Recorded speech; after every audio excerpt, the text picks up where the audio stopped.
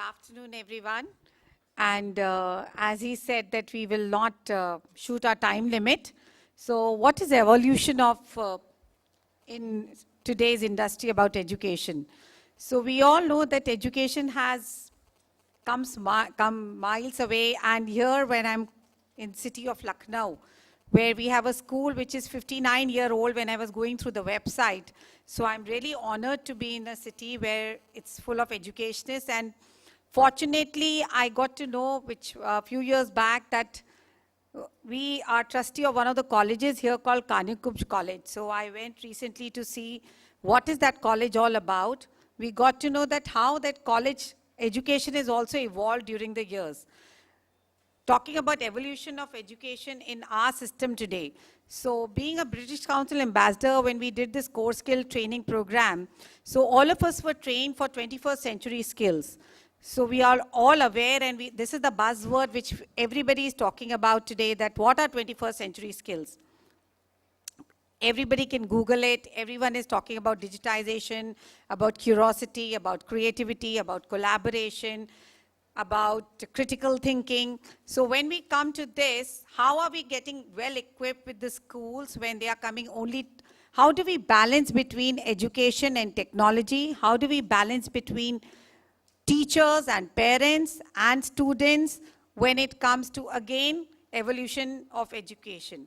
I'm repeating this word because whenever we talk about learning and unlearning and relearning, that's where the education is today, what we are discussing in all forums.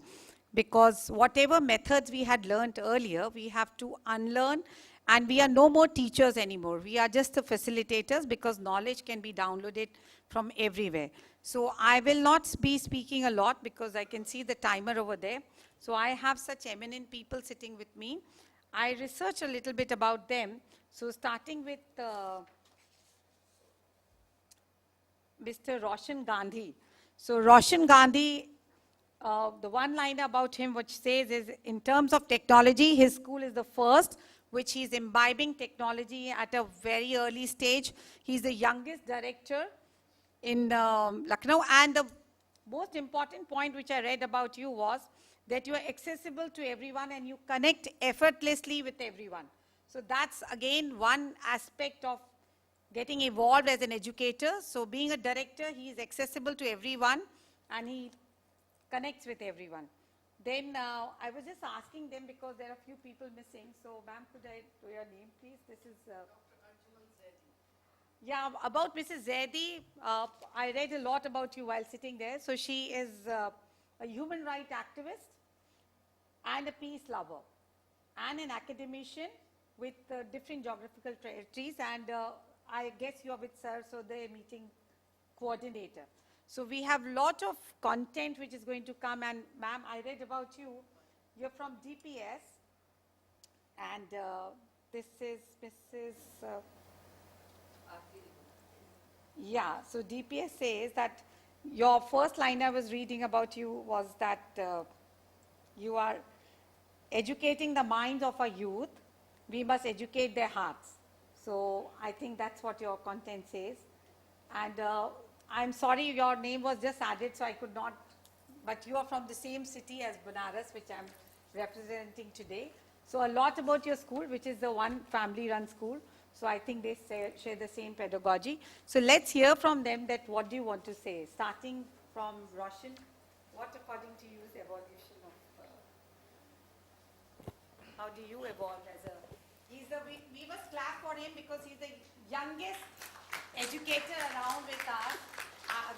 That's what it says. So how come, first of all, let us know that how did you come into this education how education inspired you? I met your auntie and she said that you are the youngest, yes.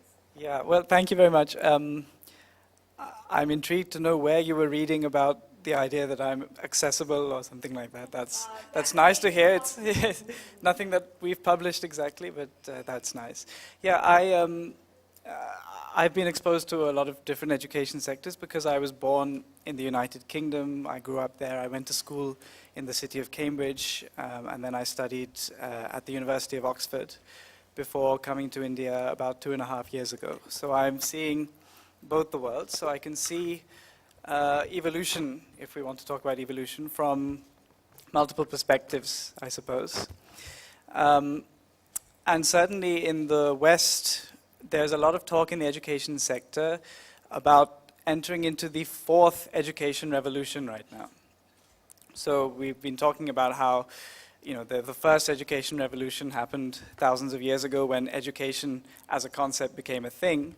And then the second education revolution happened just a couple of 100 years ago when education became systematic, school-based, you know, with a proper program.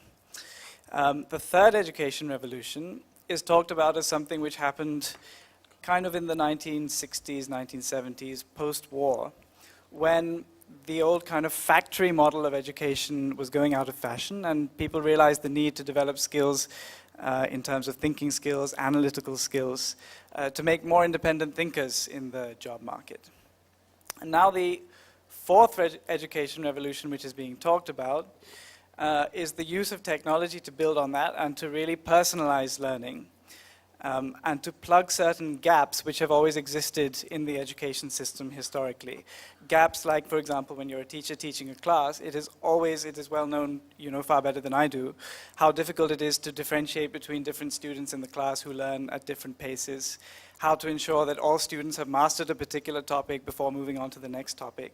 These kind of basic gaps in the formal education system, which have always been a problem, are now being plugged through the use of technology, and that's what we think of as the fourth education revolution.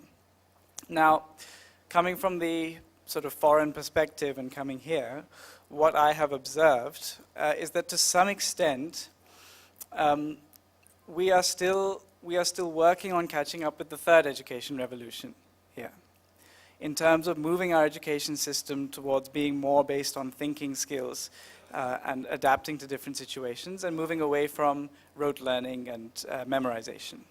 So now that we are still catching up with the third education revolution, but meanwhile the fourth education revolution is happening, I think evolution for us here in India needs to combine both of these two things at the same time. So rather than remaining behind, we can now kind of harness the knowledge which has emerged throughout the world and combine these two things together and jump ahead. So we're in a position to do that if appropriate technology is adopted in the right way, if teachers are trained in the right way. And if we use technology to really personalize learning, and if that happens, then the actual process of learning, the hardcore substance of getting knowledge into a child, can happen faster than it currently happens in the traditional chalk and talk method, using the right kind of e-learning tools and adaptive learning tools. And through that process, that kind of saves time, which gives more time in the classroom context for then thinking about developing other skills and working collaboratively so that students develop skills more widely. So I think that is the direction of evolution that we're traveling in. But like when you're talking about evolution in the third perspective we are living, but don't you think that the board exams and the method of whatever assessments we are following, the personalized learning cannot happen with the mass population which we are facing, like you're dealing with 59,000 students. So how are you doing that? And how do you think about, because I also was in England for some time, and there it's okay, fourth system, but third and fourth, when we combine, how do you think it will happen? What is your school doing to get it closer to that? Well, I'm sure many of the principals here will agree with me that to some extent these wretched board exams are a formality which of course we have to get through because that's our bread and butter. That's why parents will send their children to our schools, is if we get them through the board exams in the best possible way. But there is a certain mismatch between doing what is required to push students to get the best marks in board exams versus doing what is required to give students what is actually the best education in terms of developing their wider skill set. In fact, pushing students through board exams is a necessity, we have to do that, but it is something which actually takes away from, because it's so time consuming, because children have to spend so long just sitting and learning such a vast quantity of stuff, that it takes away from being able to actually work on their wider skill set. So the way that we can balance these things is, as I say, using these technological tools. And in CMS, we've started experimenting with that, although whatever we do, we start on a pilot basis. This is quite new. We see how it goes. We review based on evidence, then we take things forward. But yes, on a pilot basis, we've started to do that. And that can save a certain amount of time in the learning process. So the children can get to the basics of all the memorization that they have to do in less time, and possibly with a higher quality of learning. And as a result, there's more time to focus on learning wider skills. Ma'am, I would like your views about what do you think about evolution in your school? Very good afternoon, everybody. First of all, I would like to congratulate the organizers for organizing such an amazing event in our city. And I know them since last maybe more than 4 years, and they are doing lots of good events, lots of good summits and conferences, very much informative. So thank you very much for coming to our city. Let me introduce myself a little. Well, as I'm director of St. Xavier's Convent School, you all know. I'm doing a lot of projects under United Nations. There is one organization, the biggest organization in the world working for human rights. And this has chapter in more than 150 countries. I am the national president for India. And then I'm also working for UN Global Compact, where I am in the lead team of India Network to do and promote the Sustainable Development Goal in India. And first of all, I would like to give you some points where we have to really inculcate these things in our curriculum, in our education system, and which will definitely give a path towards the evolution of education. So I have noted down some points.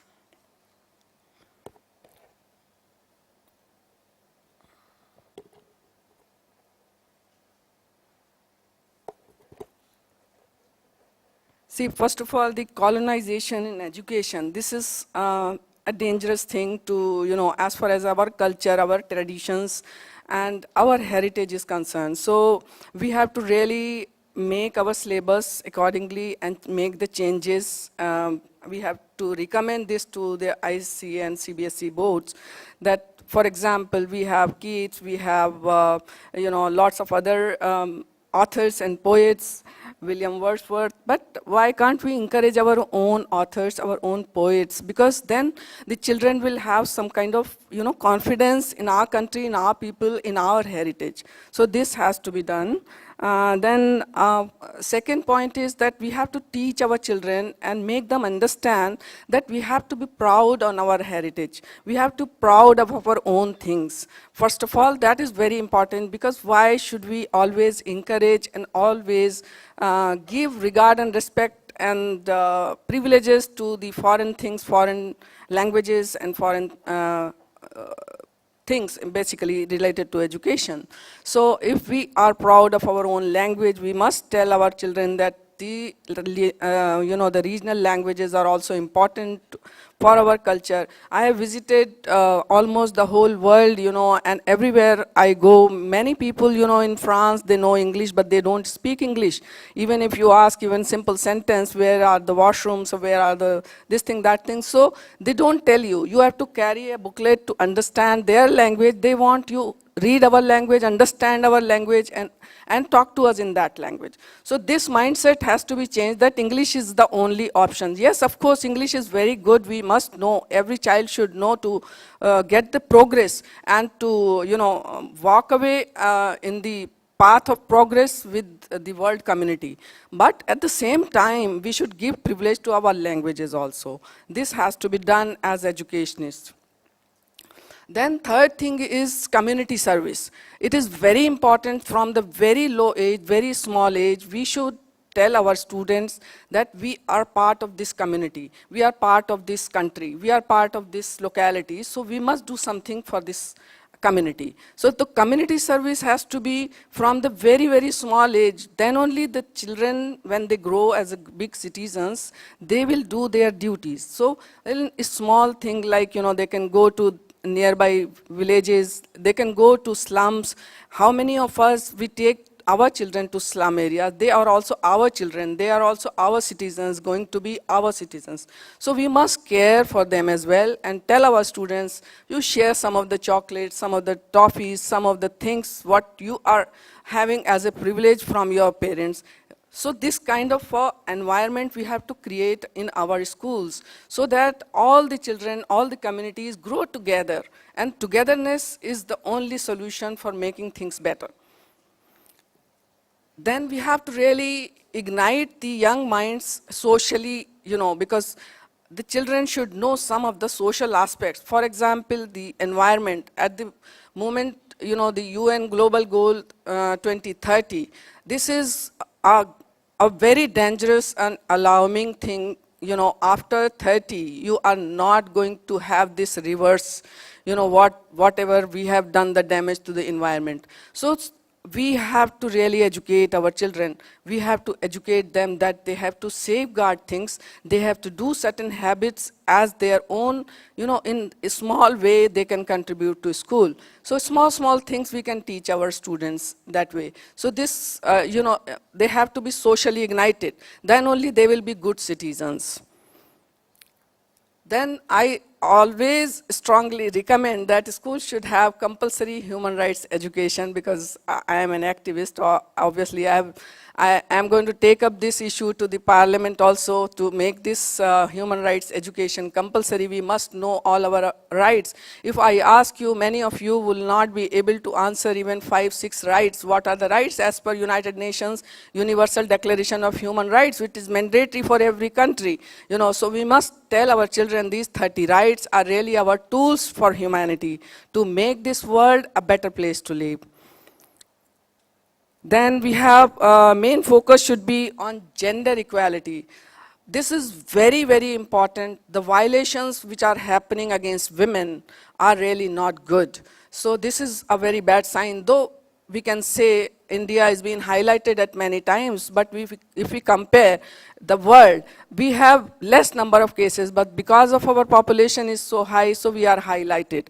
Though we have more cultured people, we have more better kind of environment, but still we have to really work on this, that women are safe, women dignity is being secured, and this has to be ignited. This has to be inculcated among youth, among young children, that at the low level, at very low age, that these gender equality is very essential. Every human being who is born here is born free and equal. They should understand that.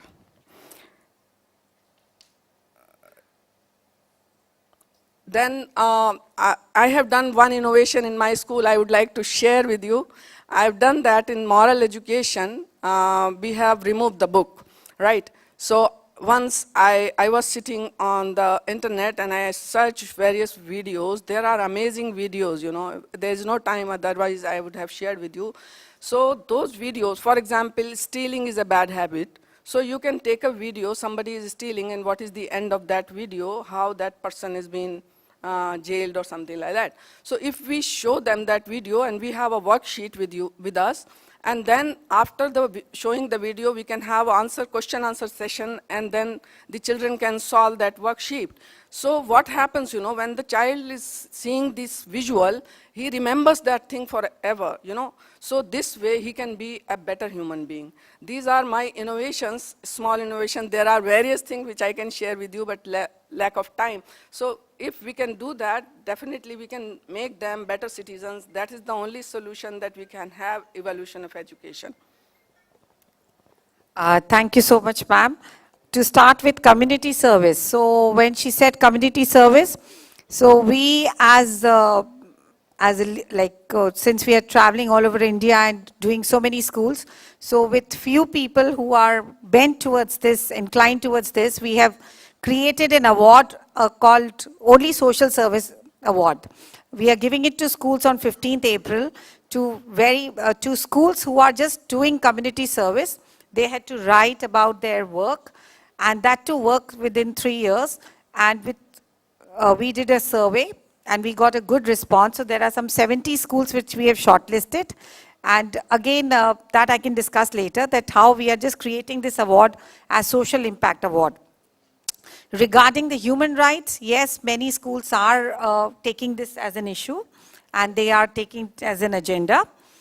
Regarding 2030, as we know 2030 this will happen. 2040 the Antarctica will also be, it's no man's land today, but in 2040 it will be, everybody's claiming as Antarctica is going to be theirs. So there's one Sir Robertson, who has started this mission, and how schools can be involved with that. So ma'am has really jotted down very well, like 17 sustainable goals. So she has made her own sustainable goals, like how she can do it in her schools and other schools.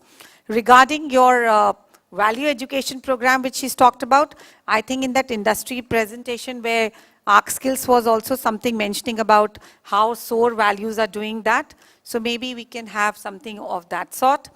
Now coming to ma'am from DPS, because I am not getting their names all of a sudden. Yeah, so I know Gomti Nagar and your tagline is very good. So since we have DPSs all over, so let us see what ma'am has to say about, from her perspective, that what do you think about evolution? Yeah, hi everybody, good afternoon. I am audible to everybody now? So what, according to all of us, is the future of education? Anybody, for that matter? As per me, it's going to be digital education because of the paucity of time that the children are having, the kind of exposure they have, the kind of work they are wanting to do. So how do we amalgamate the digital part as well as the pen and paper work? That's what the challenge we are facing today. Because eventually it's going to be the Khan classes and the other classes that are going to work, nothing else. Children are going to be sitting back home. They're going to be doing a lot of things together, probably not just one course, 2-3 courses together. And that's going to be the future of our world, our children. But in this, where do we bring in the physical education part of the children? Will there not be, again, couch potatoes? What about their, I just read somewhere, in the magazine that was being circulated by NTAB, that in Japan, they don't have, if you are obese, then the employers need to pay for it, They are fined. And there's a particular diet plan. So why is this obesity rising, including me? Why is it rising? The first reason is we are just on screen. We're not outside.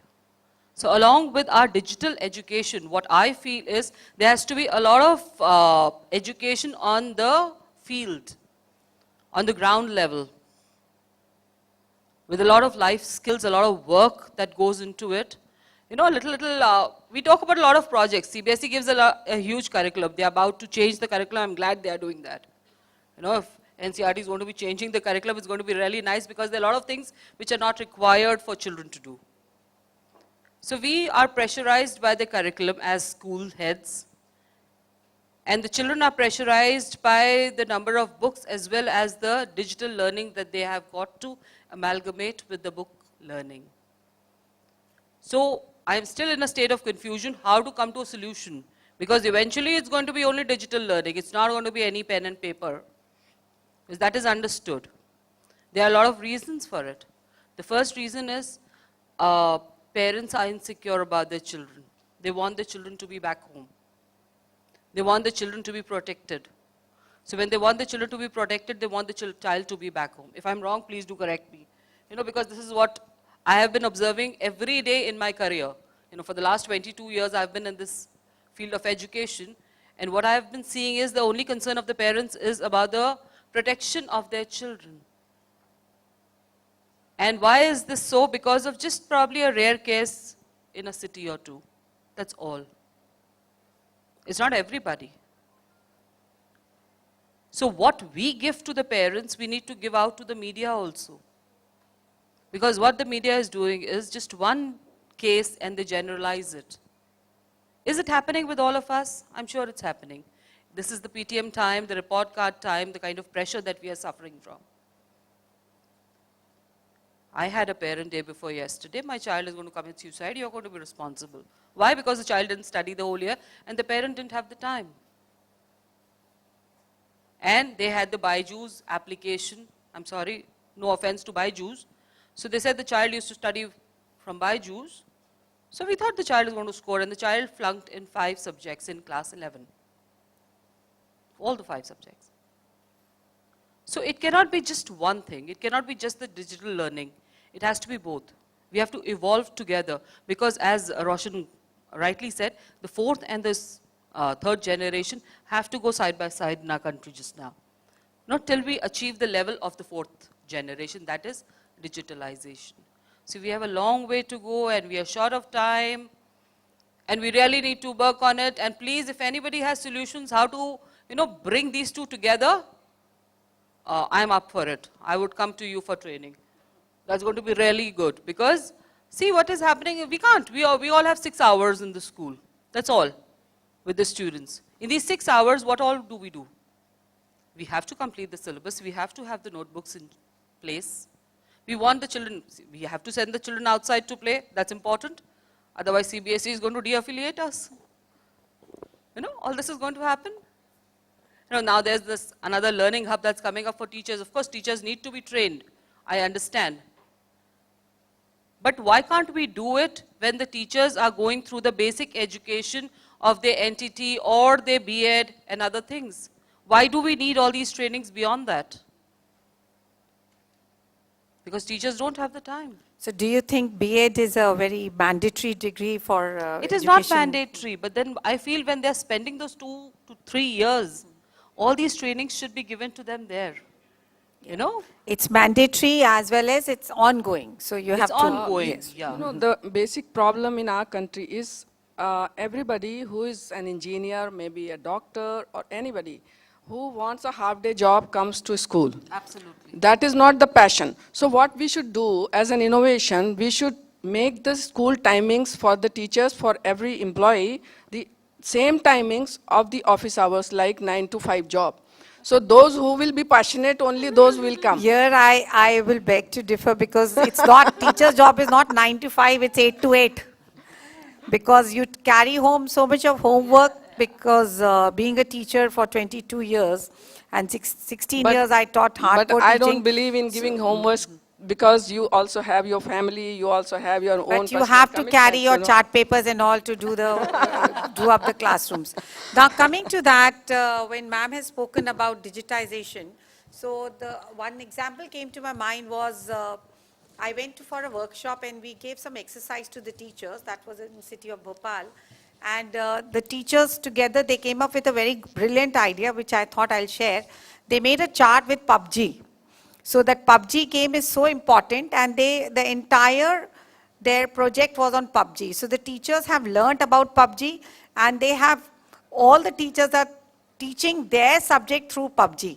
So the children are also very happy, and that chart, have taken a picture of that how their geography is, computer, the maths, everything is being taught through PUBG. So the children are excited because they carry that game when they go home, and there are some pointers, there are some defense mechanisms. So a wonderful idea of teaching maths with PUBG. So digitization can maybe make things easier if we adapt to that form of technology, because with our age, we are a little redundant on technology, but with him being as a 21st century learner and the youngest educator, and many of us who are trying to be like them can adapt to that. Then I heard about the sports agenda which you were talking about. So sports in CBSE, I was I had an opportunity to introduce in few schools a program called PEC. That's called Physical Education in Curriculum, where it is mandatory to have 1 period every day of sports, where PEC cards are available with CBSE, and schools can ask them to, it's a very easy way to play. So we have taught English through PEC, we have taught maths through PEC. So these are cards, you can go on the website and see PEC education, what is it all about. Now coming to that, let me hear what are your views, Shivani, from your, Shimi, from your perspective. Very good afternoon to all of you. And Sapna ma'am and I come from same city, and it's same school group. So she I am has not from that city. I just visit that city for a few days. I'm from Delhi. okay. So the pedagogical skills that we all are talking about, if you look into like ancient days, have you ever thought why the classroom setup is always in the lines? So I did a little bit of research into it, and like there was a spur 2 year or 3 year ago that let's change the setup of the classroom. Earlier it was into like rows one after another. It has come after the era of industrialization. Reading Hard Times of Thomas Hardy, I got to know, yes, the industrialization has impacted education sector to you can say, to its zenith. So in industries, everything is in the assembly line. So in the education, the students became the assembly line. No much of, to avoid the chaos in the classroom.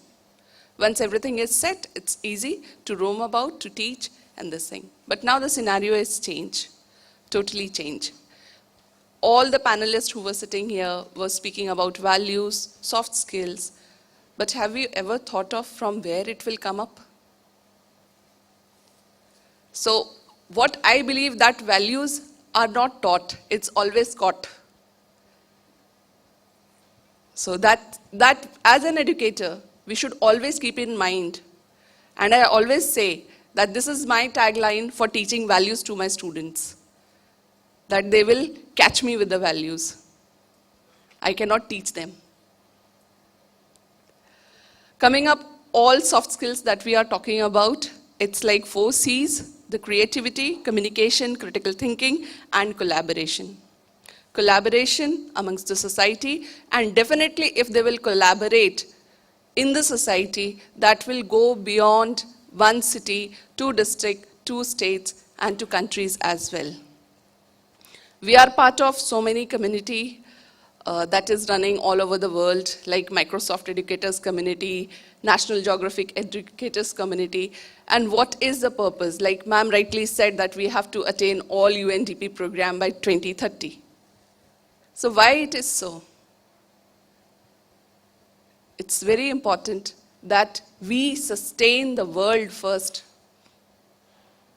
Otherwise, giving up them education from IIT or giving them education, making them future doctors or engineers or scientists will be of no use if there will be no world. So my vision or my school's vision is to provide a gamut where the students will sustain all these values along with the progressive approach. And since I teach English, so it will be injustice to all the authors if I don't quote them. So, like, I have written a few lines of Robert Frost, and it implies on everybody. That is, the woods are lovely, dark and deep. The woods are lovely, dark and deep, and I have miles to go before I sleep. And miles to go before I sleep. So as an educator, I always keep myself reminding these 4 lines that yes, Shimi, you have to do a lot with your kids, with your society, because it's a teacher's, I will not say job, it's our responsibility to mark the change. That is why in every PTM, the parents come in and they say, ma'am, aap isko kuch kahiye, ye shayad samajh jayega. The child does not listen to their parents, but if we say something, it's hard and fast rule for them. So we have the capacity to change someone's life. That's all from my end. Okay, thank you so much. Roshan, like when she said assembly line, the word she mentioned, like we are producing a lot of factory children. So how much evolution is there in your schools when we talk about selecting a teacher, or when we talk about how are you changing the mindset of teachers when they come, because they come with fixed mindset, and then how are you with your experience abroad, and how are you doing it? We would all like to know about that, how these changes are coming into your school system. Is it an assembly line, or are you giving them a window for being creative. Sure. Well, as I said before, I mean, we have to work within the system that we have. We have to ultimately push out those board exam results. I think all schools are grappling with this problem, that we have to do that, but we want to also move away from the assembly line. So yes, there is an evolution in our school. We're trying to do a lot in that direction. The best thing that can be done in the starting, I think, is teacher training. And that has to be very systematic, and it has to be very focused and very meaningful, and there has to be a lot of follow-up to ensure that that teacher training is actually having a meaningful impact on what is going on in the classroom. So CPD programs, the continuous professional development programs for all the teachers, parents, as well as your front office is mandatory. I think, I'll not say it's mandatory, but it should become mandatory, and more and more innovation should be included in schools along with 21st century skills. So with that, I think we will all take away some inputs from here and from the audience. If they have any question, they can interact with them later. So we end up with this discussion with, we came with some mirrors, and now we are just, there's a big window of opportunities which teachers can take from different, and we saw a lot of industry presentation which were going on, and every industry presentation was very, very meaningful. So I think there's a lot to learn from that, though. That's it. Thank you so much. One line I would like to dedicate to all of you. एक शेर है, खुद ही को कर बुलंद इतना कि हर तकदीर से पहले, खुद ही को कर बुलंद इतना कि हर तकदीर से पहले, खुदा बंदे से खुद पूछे बता तेरी रज़ा क्या है. So this is for you all. Thank you. Like the new innovation which I did today was इतना इंग्लिश में सब लिखा हुआ था और वहाँ पे हिंदी में सब बोल रहे थे, तो मैं कहा इसका हिंदी में मतलब क्या होता है. So what is this topic which was given to us, इसका हिंदी में क्या है? Anybody who knows? Anyone from here? कर्मागत उन्नति. Thank you so much.